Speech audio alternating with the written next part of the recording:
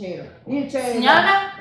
Innanzitutto buongiorno, buonasera, buonanotte. Non c'è libera letteralmente la... Aspetti, si fermi un attimo. Lei parla talmente veloce che io non riesco a starle dietro. Può ripetere, per favore? Senz'altro, signora. Innanzitutto buongiorno, buonasera, buonanotte. Non c'è libera letteralmente la... Si fermi, ma io faccio una fatica a starle dietro. Ma perché lei parla così veloce? Non c'è problema, io glielo ripeto ancora, signora.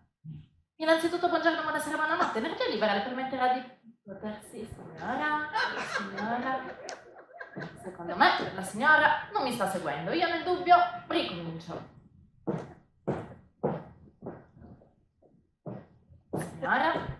Innanzitutto buongiorno, buonasera, buonanotte. Energia libera le permetterà di potersi fare un regalo. Sì, signora, le sembrerà strano, ma da lei le potrà avere un regalo ogni 2 mesi. Questo l'avrà Senta signorina, io non so chi sia lei, non l'ho ancora capito. Io mi chiamo Graziano, vede? Scritto anche qui.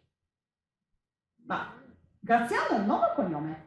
Graziano è il cognome. Vabbè. Senta signorina Graziano, lei si spiega poco bene, questo l'avrà già capito, gliel'avranno già detto altri, ma io non ho ancora capito il motivo per cui lei è qui da me. Lei è qui da me. Ma è molto semplice. Lei vuole risparmiare sulle bollette? Certo, e chi non vuole risparmiare? Noi più di tutti gli altri comunque. Allora lei ha bisogno di me.